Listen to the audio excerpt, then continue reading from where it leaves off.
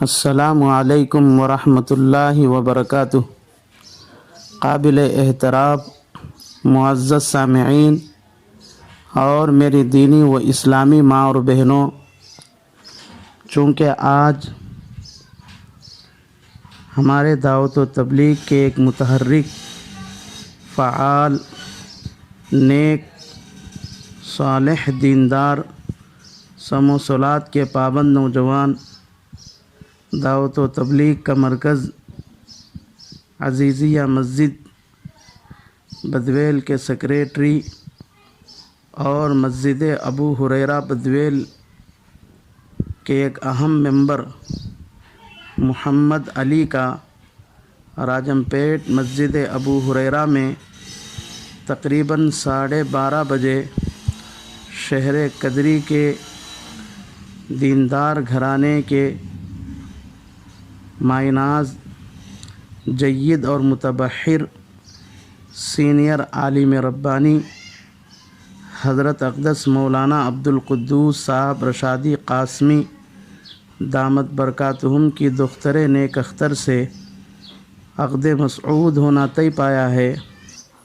دانشوروں کے بیان کے مطابق مہلک اور جان لیوا بیماری کرونا وائرس زیادہ بھیڑ اکٹھا ہونے اور بے احتیاطی طور پر ایک دوسرے سے ملنے جھلنے سے پھیلتی ہے، اور دن بدن ہمارے ملک میں بھی اس بیماری کے بڑھتے ہوئے اثرات کو دیکھ کر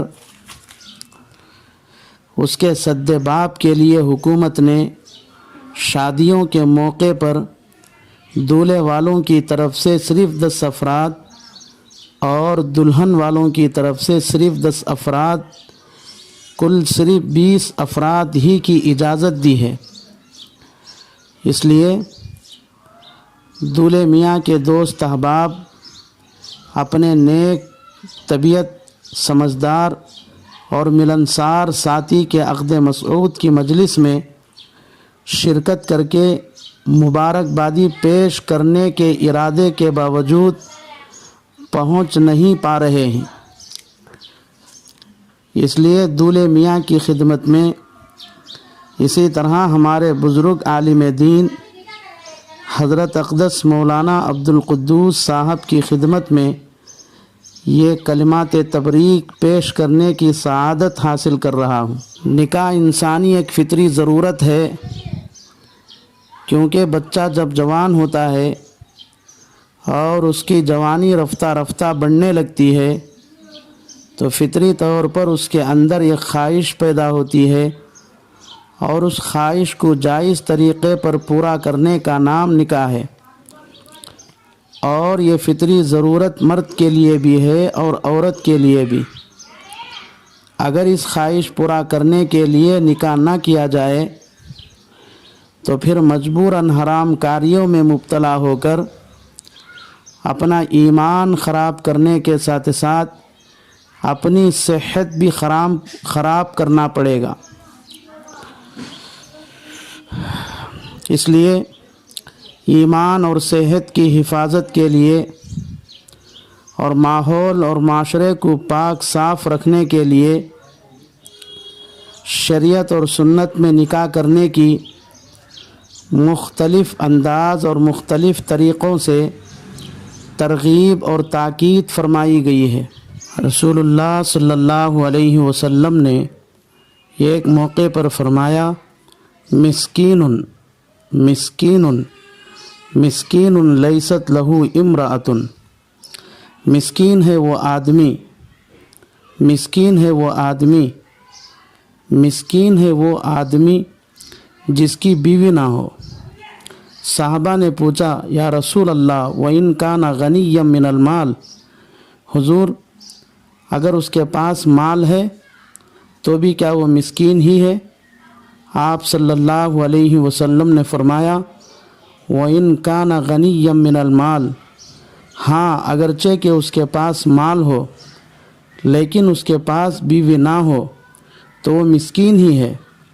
اسی طرح ایک اور موقع پر رسول اللہ صلی اللہ علیہ وسلم نے فرمایا، مسکینۃ مسکینتن مسکینتن لا زوج لہو، وہ عورت مسکین ہے، وہ عورت مسکین ہے، وہ عورت مسکین ہے جس کا کوئی شوہر نہ ہو۔ صحابہ نے پوچھا یا رسول اللہ وَإِن كَانَتْ غَنِيَّةً مِّنَ الْمَالِ، حضور کیا اس عورت کے پاس مال ہو تب بھی وہ مسکینہ ہے؟ آپ صلی اللہ علیہ وسلم نے فرمایا وَإِن كَانَتْ غَنِيَّةً مِّنَ الْمَالِ، ہاں اگرچہ کہ اس کے پاس مال اور دولت ہو لیکن اس کا شوہر نہ ہو تو وہ مسکینہ ہی ہے۔ قابل احترام بھائیوں اور بزرگوں، میں اور آپ اس مرد اور عورت کو غریب، مفلس اور مسکین سمجھتے ہیں جس کے پاس کوئی مال و دولت نہ ہو، مگر رسول اللہ صلی اللہ علیہ وسلم کے ارشاد کے مطابق حقیقی غریب، محتاج اور مسکین وہ مرد ہے جس کی کوئی بیوی نہ ہو، یا تو اس نے نکاح ہی نہیں کیا یا نکاح کے بعد اس کی بیوی کا انتقال ہو گیا پھر اس نے دوسرا نکاح نہیں کیا۔ اسی طرح رسول اللہ صلی اللہ علیہ وسلم کی نگاہ میں وہ عورت حقیقی غریب، محتاج اور مسکین ہے جس کا کوئی شوہر نہ ہو، یا تو اس نے نکاح ہی نہیں کیا یا نکاح کے بعد شوہر کا انتقال ہو گیا پھر وہ بغیر شوہر کے رہنے لگی۔ ایک موقع پر رسول اللہ صلی اللہ علیہ وسلم نے حضرت عکاف رضی اللہ تعالی عنہ سے پوچھا کیا تم نے نکاح کر لیا؟ انہوں نے عرض کیا اللہ کے رسول میں نے نکاح نہیں کیا۔ فرمایا تمہارے اندر نکاح کرنے کی طاقت ہے؟ عرض کیا طاقت تو ہے۔ تو آپ صلی اللہ علیہ وسلم نے فرمایا پھر بھی نکاح کیوں نہیں کیا؟ نکاح کر لو۔ میری امت میں بدترین لوگ وہ ہیں جو بغیر نکاح کے دنیا سے چلے گئے ہیں۔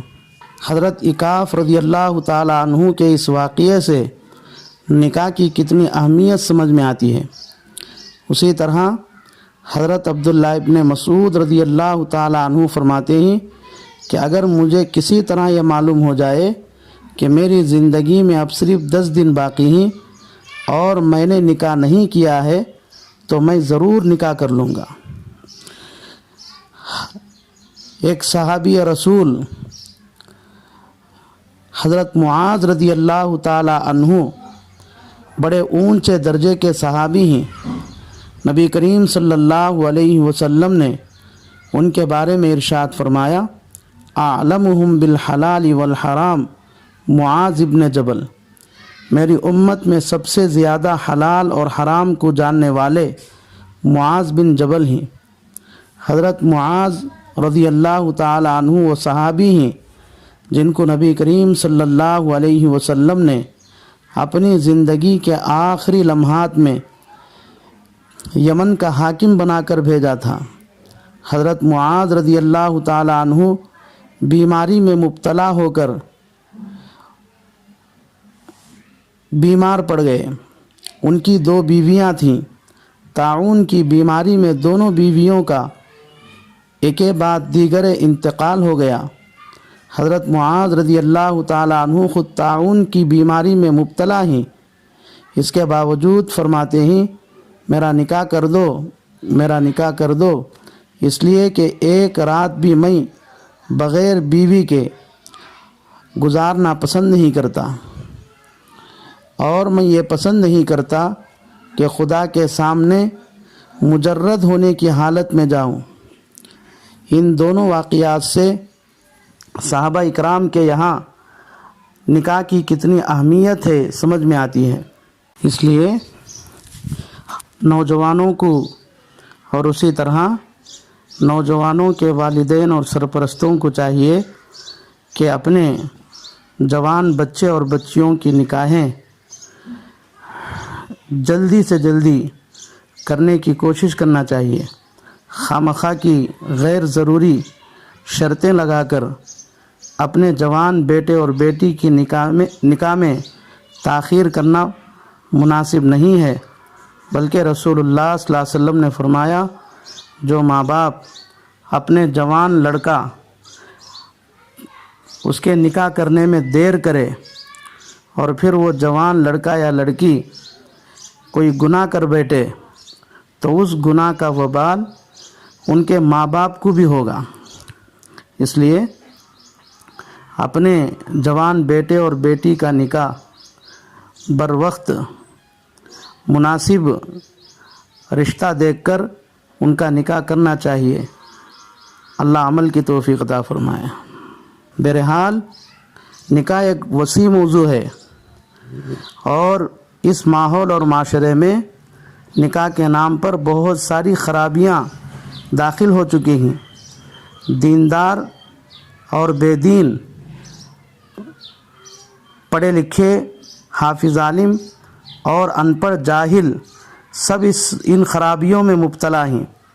تو اس کی خرابیوں پر بحث کرنے کے لیے ایک طویل وقت کی ضرورت ہے۔ انشاءاللہ باری باری، وقتاً فوقتاً، موقع محل کے اعتبار سے ان تمام موضوعات پر روشنی ڈالی جائیں گی۔ اس وقت دولہے اور دلہن والے اور خصوصاً دولہا اور دلہن یہ دونوں نیک اور دیندار ہیں، اور رسول اللہ صلی اللہ علیہ وسلم کی ترغیب کے مطابق ان دونوں میں سے ہر ایک نے دیندار رشتے کو پسند کیا ہے۔